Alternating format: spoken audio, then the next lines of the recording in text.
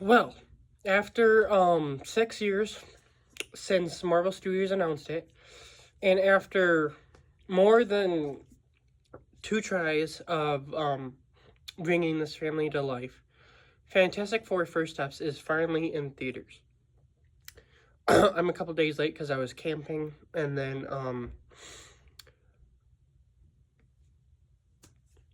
yesterday I was sick, kind of sick, and today I'm still kind of like that, so I'm feeling a little bit off.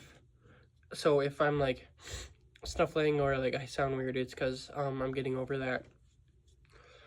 But I've got a bunch of videos I need to catch up on before August 1st because we got Naked Gun, Bad Guys 2 coming. So I'm doing this video, which is my spoiler-free and spoiler review of Fantastic Four First Steps. Right after that, I'm filming my MCU ranking, which I'm excited for. And then I'm going to be doing a Fantastic Four movie ranking. I'm going to be doing a,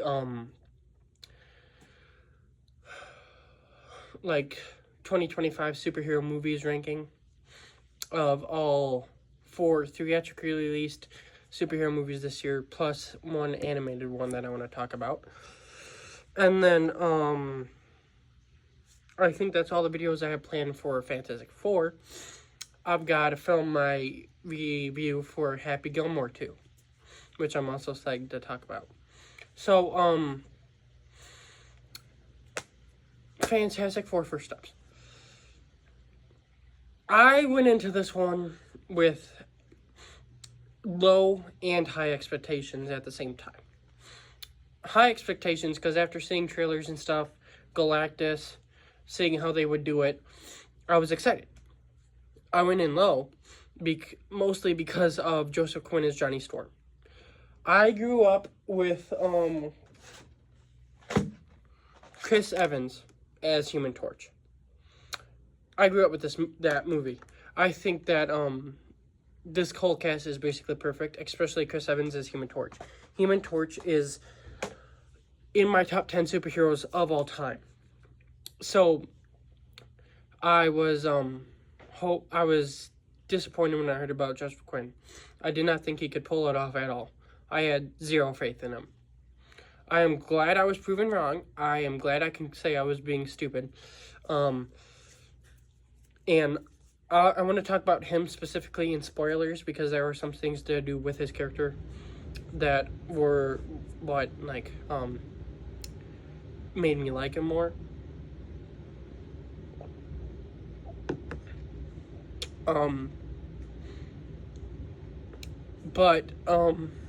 So the other castings, let's do that. Eben Moss Backrack. He played Micro in Punisher. He was in a show called The Bear, which is like a cooking show. I haven't seen it. I know a lot of people have. And he's in other stuff, but those are like the two big things. I always had faith in him. Like, from the second I heard it, I was like, okay, he's gonna be good. And, I was right.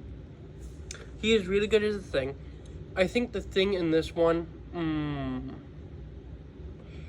has, like, the least amount of screen time, the least amount of character developing, that type of stuff.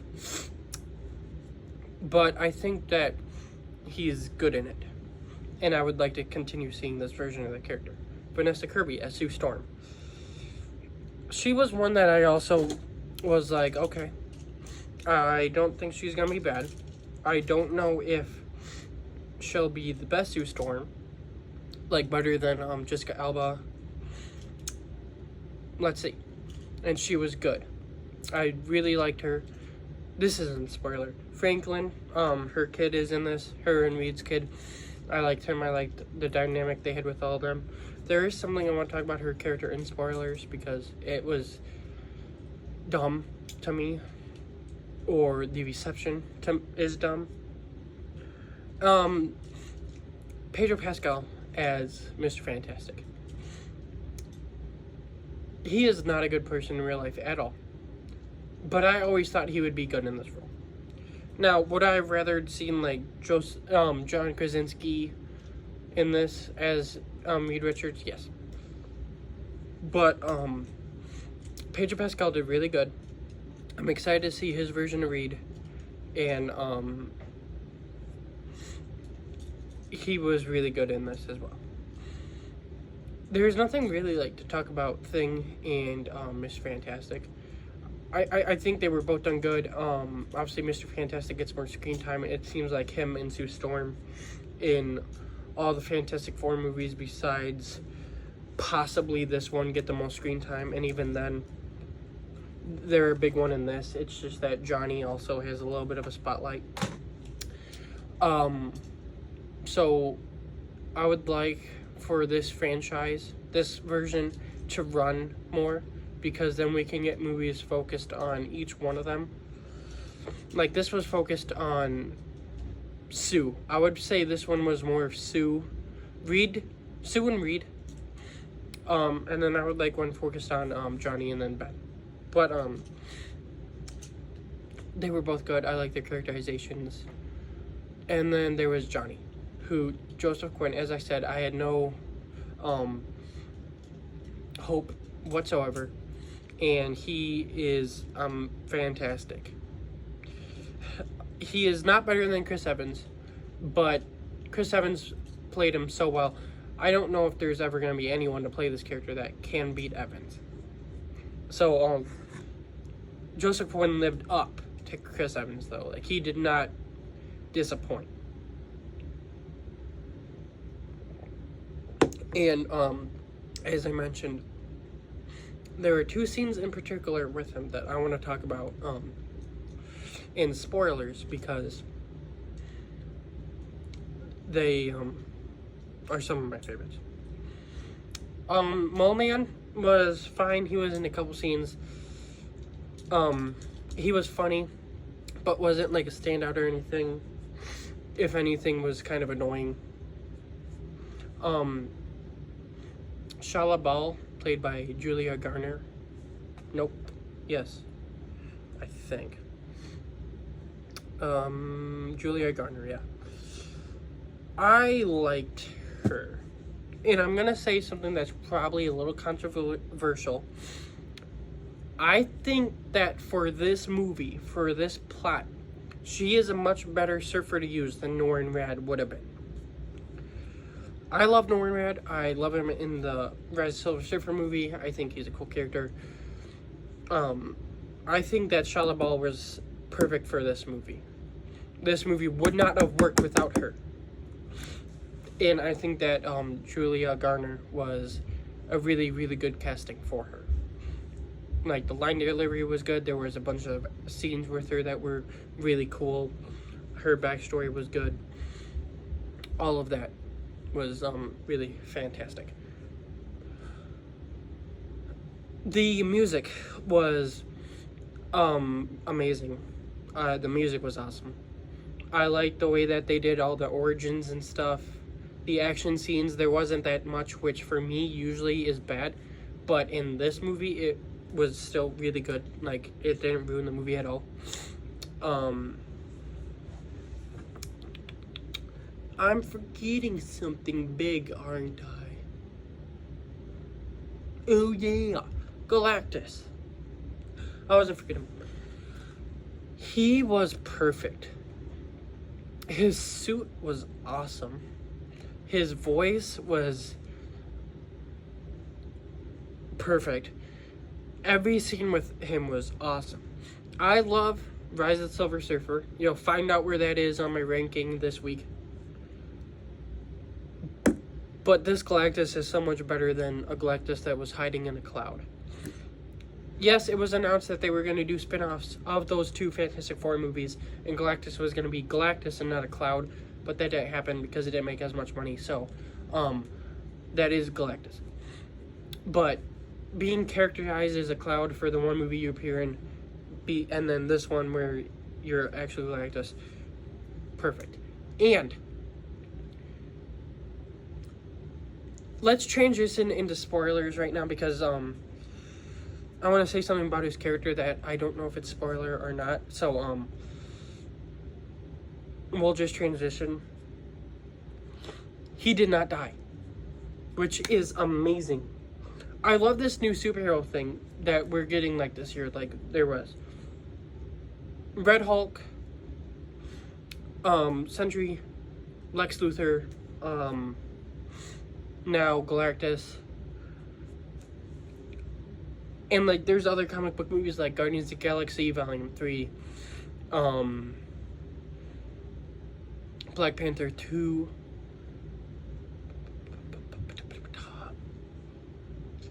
I'll get to it. That the villains survive the whole movie, and at the end they do not die, they survive to come back again. I love that. Especially with Galactus, because he is not a character that you kill off in his first appearance. Even if you bring him back later, or he appears later or something, no, you do not kill him off.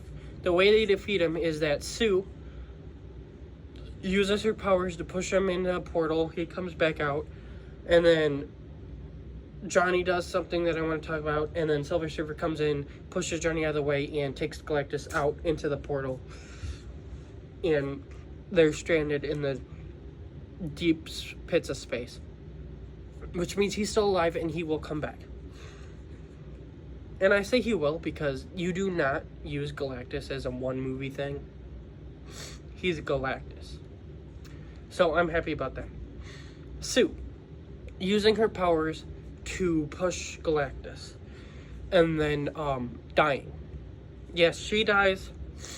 And then Franklin brings her back.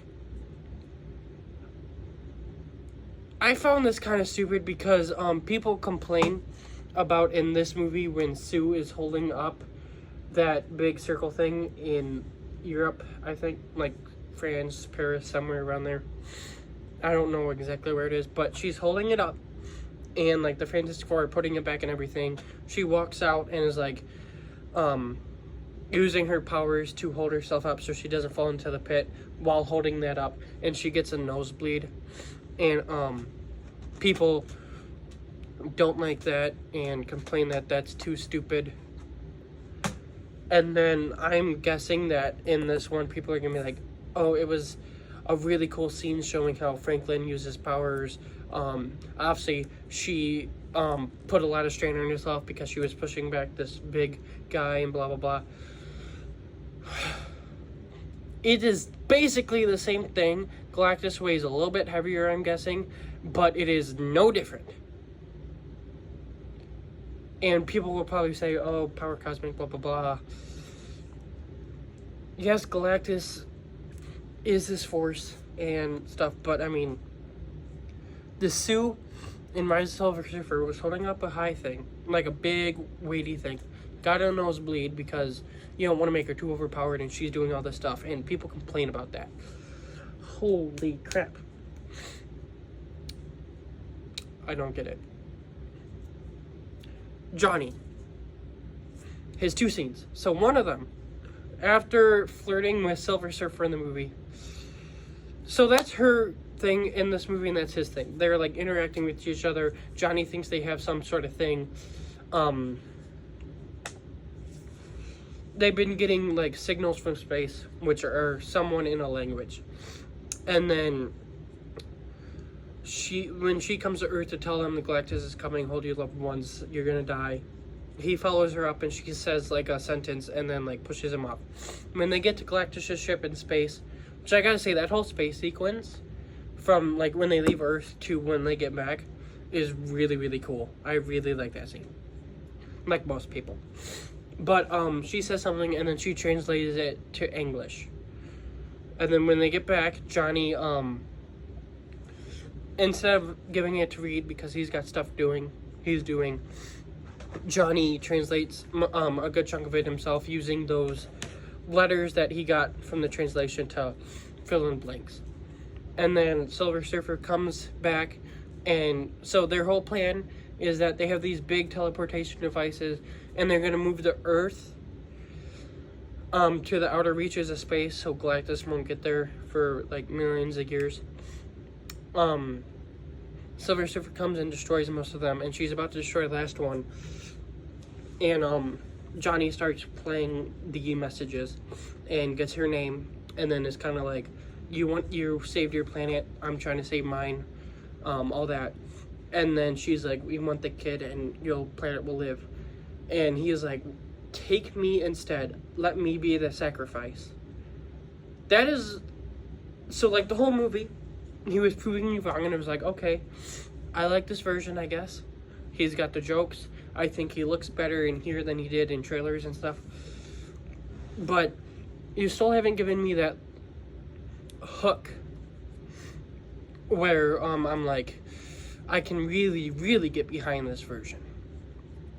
And then this scene happened where he's like, you take me, leave them alone. You take me as a sacrifice like you did. Please. That was the scene that got me, and I was like, I started tearing up, and I was like, okay, you got me. And then once Galactus is pushed into the portal at the end, and he comes back out, Johnny messages, he like holds up this to, and is talking to Reed, and he's like, tell Franklin his Uncle Johnny loves him. And then he starts flying at Galactus, ready to sacrifice himself again to send Galactus through the portal. Obviously, Silver Surfer comes in and like hits him out of the way, and then takes the sacrifice. But he was ready to give himself up to save everyone twice in this movie. And I was like, those are the big scenes that were like, okay, you got me. This, you still haven't beaten Chris Evans, because that's going to be really hard to do, but you did this. And that was amazing. I really loved that with Johnny. Oh yeah, the post-credit scene. Dr. Doom has arrived to the MCU. So, I tried filming this video yesterday and got interrupted. And then I waited till today. I'm glad I did, because I think it was yesterday, like right after we got confirmation that it was Robert Downey Jr. in this scene, like in the cloak and everything. I thought it was just some like dude that they had like a stunt guy or something, but no, it was actually Robert Downey Jr. So the post-credit scene is 4 years later. Sue is reading a book to Franklin, goes to get another book, comes back, and hears a noise, like a teleportation thing or something. And then she like kind of comes around the TV center thingy and sees Franklin reaching his hand up to a guy in a cloak. He's kneeled over like this so you can't see his face, but he's like reaching up to his face, and the guy's got a mask in his hand in the form of the Dr. Doom mask. And then it cuts to black. It did not show much, but it showed enough. We have got, as of today, which is the 28th, a year and 2 days till the next Marvel movie, Spider-Man Brand New Day. And we have to wait almost a year and a half till next December to get Avengers Doomsday, which kind of sucks. I'm so excited. Obviously, we got stuff in between. We got Wonder Man. We got Marvel Zombies, I think, in a couple months. Daredevil Born Again, Season 2, which is going to be amazing. Vision Quest, I'm guessing, is probably going to be in between Brand New Day and Doomsday. I'm betting around January, February, March, April, May, June. April to June of next year is Your Friendly Neighborhood Spider-Man Season 2. So we've got stuff in between, but for the most part, a year till the next MCU movie, a year and a half roughly till Doomsday. And they are trying their hardest to set up Doomsday. I'm guessing that Brand New Day will probably have something like a post-credit scene to do with Doomsday. Vision Quest probably is probably nothing else, actually. Wonder Man might set up Doomsday. I don't expect that show to, but we'll see. Hopefully I can watch that one. I didn't watch Ironheart because of some crap they put in it, but hopefully Wonder Man isn't anything like that. But I'm excited for the future of the MCU. I always am. I've never given up on it. Even like people are like, "Oh, it's been so much worse since Endgame." Um, I've always loved it. I love most of their movies, all but one actually. I like most of their shows, and even the ones I don't, I'm still excited for their future.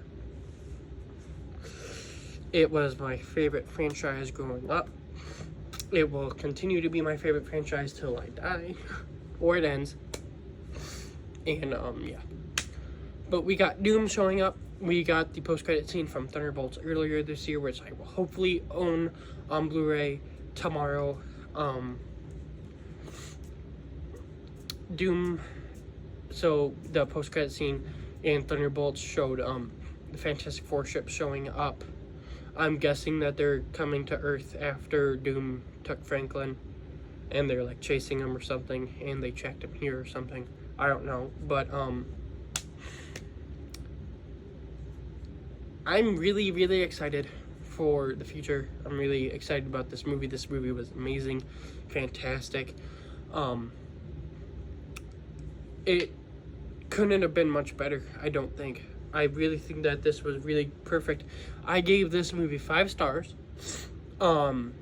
It isn't my favorite Fantastic Four movie, so if this has 5 stars, that means my favorite has 5 stars.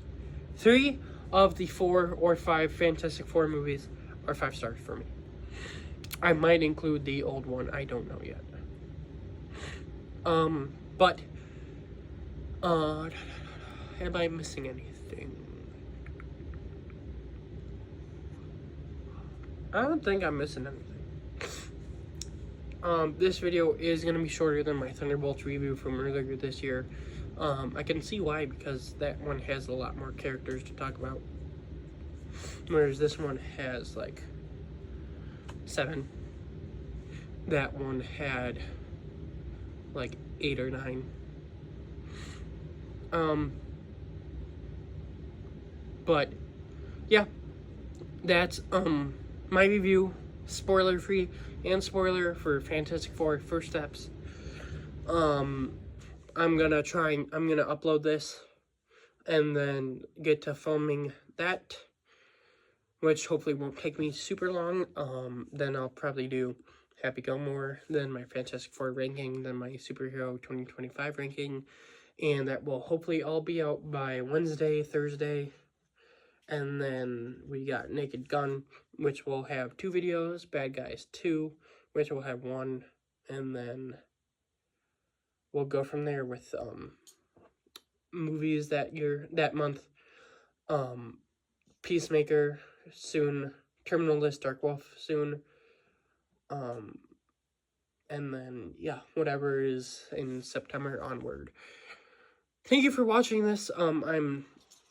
For all the support and everything, I'm grateful, and I hope you enjoy this video.